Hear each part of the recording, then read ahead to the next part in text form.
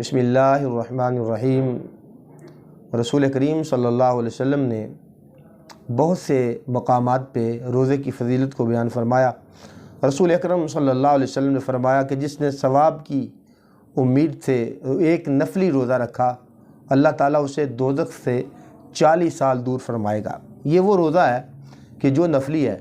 اگر نفلی روزے کا اتنا ثواب ہے تو ناظرین آپ غور کریں، جو فرضی روزے ہیں جو اللہ تعالیٰ نے فرض کیے ہیں، لعلکم تتقون کہہ دیا ہے، تو اس کا مقام اور اس کا مرتبہ آپ خود ہی اندازہ لگا لیں۔ رسول اکرم صلی اللہ علیہ وسلم نے فرمایا جس نے نفلی روزہ ایک رکھا، فردی کی بات نہیں ہو رہی، نفلی روزہ رکھا تو اللہ تعالیٰ اس کے اور دوزخ کے درمیان، یعنی کہ کتنی مسافت ہے کہ ایک تیز رفتار گھوڑا 50 سالہ مسافت کا فاصلہ طے کرے تو اللہ تعالیٰ اتنا اس بندے کو اجر عطا فرماتا ہے۔ فرمایا کہ اگر کسی نے ایک دن کا روزہ رکھا، نفلی روزہ رکھا، زمین بھر اس کو سونا دے دیا جائے تو تب بھی اس کا ثواب اس کے برابر نہیں ہوگا کہ اس بندے نے ایک روزہ رکھا۔ قیامت کے دن اللہ تعالیٰ اس کو اتنا اجر و ثواب عطا فرمائے گا۔ تو اس لیے روزہ رکھنے کے بڑے فضائل ہیں۔ روزہ دار کی ہڈیاں بھی تشبیہ بیان کرتی ہیں۔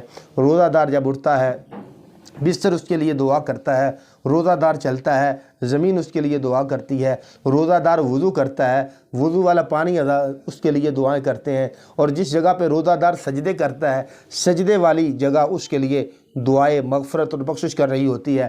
ناظرین محترم، اگر اللہ تعالیٰ نے ہمیں زندگی میں موقع دیا ہے تو ضرور بھی ضرور رمضان المبارک بابرکت مہینے میں فرضی روزے رکھیے، اور اگر اللہ تعالیٰ توفیق دے، طاقت دے، اللہ آپ کو مدینہ لے جائے تو اللہ مدینہ شریف میں، اللہ آپ کو مکہ لے جائے تو مکہ شریف میں روزے رکھنے کی اللہ تعالیٰ توفیق عنی عطا فرمائے۔